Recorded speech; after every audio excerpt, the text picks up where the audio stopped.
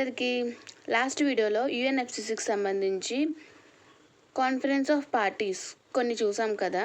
Remaining ఇంపార్టెంట్వి ఈ వీడియోలో చూద్దాం. సారీ అండి, ఏమనుకోకండి, కొంచెం మెడికల్ ఇష్యూ వల్ల వీడియో అనేది లేట్ అయింది. ఇప్పటి నుంచి కంటిన్యూగా వీడియోస్ అనేవి అప్లోడ్ అవ్వడం జరుగుతాయి. అండ్ ఈ వీడియోకి వచ్చేసి ఇందులో COP21 గురించి చూద్దాము. COP21 అనేది 2015లో మనకి హెల్డ్ అయిందండి. 2015 ప్యారిస్, ఫ్రాన్స్. అండ్ ఇక్కడ COP21లో ప్యారిస్ ప్యాక్ట్ అని తీసుకొచ్చారు. ప్యారిస్ ప్యాక్ట్ అంటే ఏంటంటే, మనం COP3లో క్యోటో ప్రోటోకాల్ అనేది చూసాం కదా, అది 2 phases జరుగుద్ది అని చెప్పని, దానికి కంటిన్యూషన్ అండి. 2020 వరకు సెకండ్ ఫేజ్ అనేది కంప్లీట్ అవుతుంది. అయ్యాక మళ్ళీ ఒక ప్యాక్ని తీసుకురావాలి అంటే టైం అనేది పడుతుంది. సో టైం అనేది పడుతుంది కాబట్టి ముందే 2015లోనే ఆల్రెడీ ప్యాక్ట్ అనేది ప్రిపేర్ చేసి పెట్టుకుంటే బెటర్ అని చెప్పని 2015లో ప్యారిస్ ప్యాక్ట్ అనేది తీసుకొచ్చారు. దాని యొక్క టైం పీరియడ్ వచ్చేసి 2020 నుంచి 2030 వరకు 10 years టార్గెట్ అనేది పెట్టుకున్నారనమాట. అందులో ఒక్కొక్క కంట్రీస్కి టార్గెట్స్ అనేవి ఇచ్చారు. లైక్ టార్గెట్స్ అంటే వాళ్ళు ఇంత ఎమిషన్స్ని తగ్గించాలి, ఇంత ఎమిషన్స్ తగ్గించాలి. అంటే యుఎస్ఏ అనేది చాలా పెద్ద కంట్రీ కదా, సో అది కొంచెం ఎక్కువ తగ్గించాలి అండ్ డెవలపింగ్ కంట్రీస్ అని చెప్పని టార్గెట్స్ అనేవి ఇచ్చారు ఒక్కొక్క కంట్రీకి. అది ఈ ట్రీటీ అనేది ఎప్పుడు సైన్ చేశారు అంటే 22 April 2016. ఆ 22 Aprilని ఎర్త్ డే అని మనం సెలబ్రేట్ చేసుకుంటాం. సో ఇందులో ఉన్న ఆబ్జెక్టివ్స్ ఏంటంటే, discarded CBDR and given equal responsibility and equal binding. ఇక్కడ క్యోటో ప్రోటోకాల్లో మనం ఏమని చెప్పుకున్నాము, కామన్ బట్ డిఫరెన్షియల్ రెస్పాన్సిబిలిటీ అని చెప్పుకున్నాం. అంటే అందరూ గ్రీన్ హౌస్ ఎమిషన్స్ని తగ్గించాలి, కానీ డిఫరెంట్గా. అంటే కొంతమంది కొంచెం తగ్గించవచ్చు, కొంతమంది కొంచెం తగ్గించవచ్చు. కానీ ఇందులో అలా ఇవ్వలేదన్నమాట. ఈక్వల్ రెస్పాన్సిబిలిటీ అని ఇచ్చారు. అందరూ టార్గెట్స్ అనేవి కంప్లీట్ చేయాలి and that legal binding. Kyoto ప్రోటోకాల్లో డెవలపింగ్ కంట్రీస్కి వాలంటరీ బైండింగ్ అనేది ఇచ్చారు. అంటే వాలంటరీగా తగ్గించాలి వాటికి వాళ్ళని చెప్పని డెవలపింగ్ ఇచ్చారు. ఇక్కడ 2015లో లీగల్ బైండింగ్ అని ఇచ్చారు. అంటే అందరూ కంపల్సరీగా తగ్గించాలి, డెవలపింగ్ అయినా లేదా డెవలప్డ్ అయినా. ఇక్కడ ఏమి ఇచ్చారంటే, ఇందులో డెవలప్డ్ కంట్రీస్ అనేవి ప్రామిస్ చేశాయన్నమాట. గ్రీన్ క్లైమేట్ ఫండ్ని మేము ఇస్తాము, డెవలపింగ్ కంట్రీస్కి హెల్ప్ చేస్తాము తగ్గించడానికి అని చెప్పని. ఆ గ్రీన్ క్లైమేట్ ఫండ్ ఎంతంటే $100 billion అనమాట. ఇస్తాను అని చెప్పైతే అన్నారు, కానీ ఇచ్చింది లేదండి. జస్ట్ ఇది ఓన్లీ పేపర్ మీద మాత్రమే సైన్ చేశారు, కానీ ఏ డెవలపింగ్ కంట్రీ కూడా ఇప్పటి వరకు డెవలపింగ్ కంట్రీస్కి గ్రీన్ క్లైమేట్ ఫండ్ అనేది ఇవ్వలేదు. నెక్స్ట్ గోల్ అనేది ఏంటంటే, ఈ ప్యారిస్ ప్యాక్ట్లో to limit global warming to well before 2 degrees if possible 1.5 degrees. అంటే ప్రజెంట్ ఏవైతే ఉందో, ప్రజెంట్ ఎంత గ్లోబల్ వార్మింగ్ పర్సంటేజ్ అయితే ఉందో దాన్ని 2% కన్నా ఎక్కువ ఇంక్రీజ్ అవ్వనివ్వకుండా చూసుకుంటాము అని అయితే చెప్పారు. 2% కన్నా ఎక్కువ ఇంక్రీజ్ అవ్వదు, ఇంకా తగ్గించడానికి ట్రై చేస్తారు. అండ్ పాసిబుల్ అయితే ఇప్పుడు 2 degrees అనేది పాసిబుల్ అయితే తర్వాత 1.5 degrees కూడా ట్రై చేయాలి, అంతకు మించకుండా చూసుకోవాలి అని చెప్పనైతే ప్యారిస్ ప్యాక్ట్ యొక్క గోల్ అనమాట. ఇందులో కొత్త ఫీచర్ ఏంటంటే INDC అనమాట. INDC అంటే ఏంటంటే, ఇంటెండెడ్ నేషనలీ డిటర్మైన్డ్ కాంట్రిబ్యూషన్. అంటే ఏంటంటే, ప్రతి కంట్రీ అనేది ఒక డాక్యుమెంట్ అనేది సబ్మిట్ చేయాలి యుఎన్ఎఫ్సిసికి. అందులో ఎటువంటి రిలేటెడ్ మ్యాటర్ ఉంటుందంటే, నేను ఈ కంట్రీలో ఇవి కంప్లీట్ చేస్తాను, లైక్ టార్గెట్స్ అనేవి ఉంటాయన్నమాట. ఏ కంట్రీకి ఆ కంట్రీ టార్గెట్స్ పెట్టుకుంటుంది. ఈ ఇయర్ లోపు ఇంత ఎమిషన్స్ తగ్గిస్తాను, ఈ ఇయర్ లోపు ఇది చేస్తాను అని చెప్పని. సెపరేట్ కంట్రీస్ అనేవి వాటి యొక్క INDC అనేది సబ్మిట్ చేస్తారనమాట. అందులో ఏముందో దాన్ని బట్టి వాళ్ళు టార్గెట్స్ని ఫినిష్ చేసుకోవడం చూస్తారు. సో ఎవ్రీ కంట్రీ అనేది INDC సబ్మిట్ చేయాలి. INDC అంటే ఇంటెండెడ్ నేషనలీ డిటర్మైన్డ్ కాంట్రిబ్యూషన్. ప్రతి కంట్రీ యొక్క టార్గెట్స్ ఒక డాక్యుమెంట్లో చేసి ఆ డాక్యుమెంట్ అనేది మీటింగ్స్లో అందరికీ చెప్పి యుఎన్ఎఫ్సిసికి సబ్మిట్ చేయాలన్నమాట. సో ఈ 4 ఆబ్జెక్టివ్స్ ప్యారిస్ ప్యాక్ట్లో ఉన్నాయి. ఫస్ట్ది ఏంటంటే equal responsibility and legal binding. Next developed countries అనేవి $100 billion అనేవి గ్రీన్ క్లైమేట్ ఫండ్ అనే నేమ్తో డెవలపింగ్ కంట్రీస్కి ఇవ్వాలి. ఎందుకంటే డెవలప్డ్ కంట్రీస్లో ఎక్కువ ఎమిషన్స్ ఉన్నాయి అండ్ మన డెవలపింగ్ కంట్రీస్లో మాత్రమే కంట్రోల్ చేయగలం. సో అవి హెల్ప్ చేస్తాయి అన్నమాట. నెక్స్ట్ 2 degrees కన్నా ఎక్కువ పెరగకుండా చూసుకోవాలి. అదే పాసిబుల్ అయితే 1.5 degrees కూడా. And ఐఎన్డిసి intended nationally determine contribution, మన ఇండియాది కూడా ఉందండి ఐఎన్డిసి. ఐఎన్డిసి అనేది మన ఇండియాకి సంబంధించి నేమ్ ఏం పెట్టారంటే పంచామృత్ అని పెట్టారు. నెక్స్ట్ వస్తుంది, నెక్స్ట్ చూద్దాం.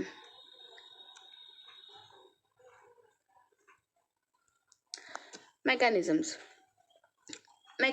ఏంటంటే ఇందులో ప్యారిస్ ప్యాక్ట్లో చెప్పారు కదా, ఇవి మనం తగ్గించాలి 2 degreesకి అని చెప్పని. ఇన్ కేస్ కొన్ని డెవలప్డ్ కంట్రీస్ అవి అచీవ్ చేయలేకపోవచ్చు, కొన్ని డెవలప్డ్ కంట్రీస్ కానీ లేదా డెవలపింగ్ కంట్రీస్ కానీ ఎక్కువ చేసి ఉండొచ్చు, ఏవైనా జరిగి ఉండొచ్చు. దానికి సంబంధించి కొన్ని ఎక్సెప్షన్స్లా ఇచ్చారనమాట మెకానిజమ్స్ లాగా. ఫస్ట్ వచ్చేసి ఇంటర్నేషనల్ ఎమిషన్స్ ట్రేడింగ్లో ఏంటంటే high income countries above emissions target and high income countries below emissions target, ఈ రెండింటి మధ్య జరుగుద్ది అనమాట. రెండు డెవలప్డ్ కంట్రీస్ మధ్యలోనే జరుగుద్ది. ఇక్కడ టార్గెట్ అనేది ఇంకా ఎక్కువ రీచ్ అయిపోయి లైక్ ఇచ్చిన టార్గెట్ మీద ఎక్కువ అచీవ్ చేసింది, ఇక్కడ ఇచ్చిన టార్గెట్ మీద ఎక్కువ అచీవ్ చేయలేదన్నమాట. సో ఎక్కువ అచీవ్ చేసిన వాళ్ళ దగ్గర ఎమిషన్ రిడక్షన్ యూనిట్స్ అనేవి ఉంటాయి. లైక్ ఇన్ని యూనిట్స్ అనేవి ఎక్స్ట్రా చేశారు అని చెప్పని ఆ యూనిట్స్ని అమ్ముకోవచ్చు అనమాట వీళ్ళకి, ఎవరైతే అచీవ్ చేయలేదో. సో వీళ్ళ దాంట్లో కూడా ఇంక్రీజ్ అవుతాయి, మనీ ఇచ్చి కొనుక్కుంటారనమాట. Like buy and sell process జరుగుద్ది ఇక్కడ. ఇక్కడ కొనుక్కునేది ఏంటి అంటే ఎమిషన్స్ రిడక్షన్ యూనిట్స్ అనమాట. అర్థమైంది కదా. అలా ఎవరైతే టార్గెట్కి బిలోలో ఉన్నారో వాళ్ళు టార్గెట్ని అచీవ్ చేసుకోవచ్చు మనీ ఇచ్చి. ఈ కంట్రీస్లో పని అవ్వట్లేదు, సో వేరే కంట్రీస్లో ఎక్కువైంది కాబట్టి మొత్తం ఓవరాల్ మనకి ఎంత కావాలనేది సరిపోతుంది. ఈ కంట్రీలో ఉంది ఈ కంట్రీలో ఉందా అని కాదు. సో దానివల్ల ఎమిషన్స్ రిడక్షన్ యూనిట్స్ అనేవి వేరే కంట్రీ నుంచి మనం పర్చేస్ చేసుకోవచ్చు. ఈ రెండు ఎక్కడ జరగాలి అంటే డెవలప్డ్ కంట్రీస్ మధ్యలో జరగాలి. నెక్స్ట్ మెకానిజం వచ్చి clean development mechanism developed and developing మధ్యలో జరుగుద్ది అనమాట. ఏంటంటే ఈ డెవలప్డ్ కంట్రీస్ ఇన్ఫ్రాస్ట్రక్చర్ అండ్ మనీని పెడతాయన్నమాట. పెట్టి అక్కడ గ్రీన్ హౌస్ ఎమిషన్స్ని తగ్గించడానికి ట్రై చేస్తాయి. క్లీన్ డెవలప్మెంట్ మెకానిజం అనేది developed countries and developing countries మధ్యలో జరుగుద్ది. డెవలప్డ్ కంట్రీస్ అనేవి ఇన్ఫ్రాస్ట్రక్చర్ అనేది డెవలపింగ్ కంట్రీస్లో పెడుతుంది, దానికి ఫినాన్షియల్ సపోర్ట్ అనేది ఇస్తుంది ఇన్ఫ్రాస్ట్రక్చర్ పెడతానికి.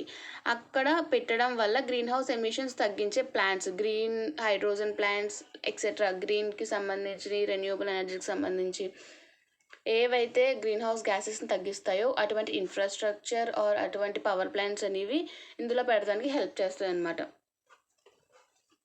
ఇది clean development mechanism. And same mechanism అనేది డెవలప్డ్ కంట్రీస్ మధ్య జరిగితే అది జాయింట్ ఇంప్లిమెంటేషన్ అంటాం అనమాట. సేమ్ మెకానిజం అనేది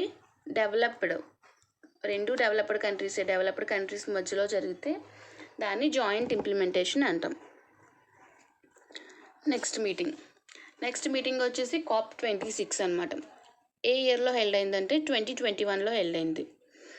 ఎక్కడ అంటే గ్లాస్గో. అండ్ ఈ COP26లో మన ఇండియా అనేది ఒక ఇనిషియేటివ్ తీసుకొచ్చిందనమాట. ఆ ఇనిషియేటివ్ పేరే life. The idea of life was introduced by the prime minister during the 26th United Nations climate change conference UNFCCలో COP26లో లైఫ్ అనే ఐడియాని ఇంట్రడ్యూస్ చేశారు మన ప్రైమ్ మినిస్టర్ అనమాట, India prime minister. And life అంటే ఏంటంటే life style for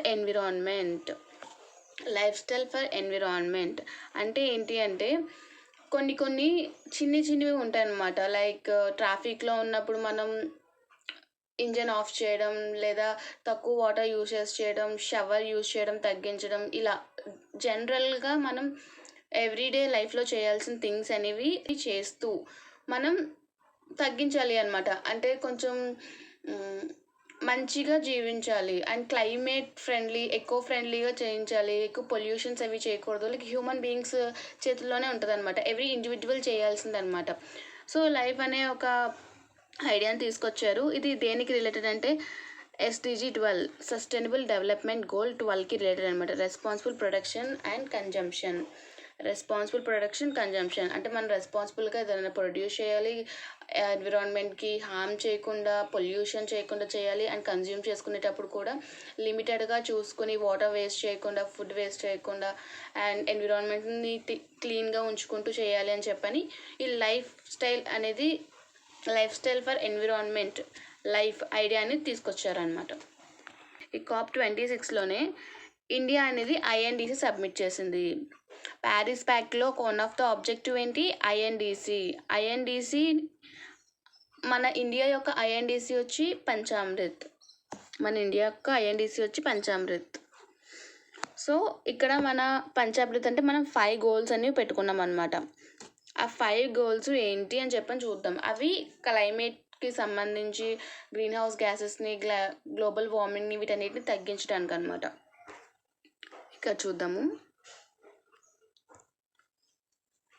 PM Modi introduced India's Panchamrit at COP26 in Glasgow. COP26లో పంచామృత్ని ఇంట్రడ్యూస్ చేశారు. ఆ మీటింగ్లో మనం ఏమేమి చేయబోతున్నాం, నెక్స్ట్ ఫ్యూచర్ ప్లాన్ ఏంటి, మనకి ఎన్విరాన్మెంట్ని ప్రొటెక్ట్ చేయడంలో, గ్రీన్ హౌస్ గ్యాసెస్ని తగ్గించడంలో, గ్లోబల్ వార్మింగ్ తగ్గించడంలో మన యొక్క వ్యూ ఏంటి అనేది ఈ పంచామృత్ ఈ 5 గోల్స్లో మనకు తెలిసిపోతుంది అనమాట. ఏంటి? Reach non foil energy capacity 500 gigawatts by 2030 కల్లా నాన్ ఫాయిల్ ఎనర్జీ కెపాసిటీని 500 gigawattsకి చేయాలన్నమాట. ఫాజిల్ కాకుండా రిమైనింగ్ ఉన్న ఎనర్జీస్ అన్నీ 500 gigawattsకి పెంచాలి. ఎప్పటి వరకు? 2030 లోపు. Next, fulfill 50% of energy requirement via renewable energy by 2030. 50% of the energy requirements.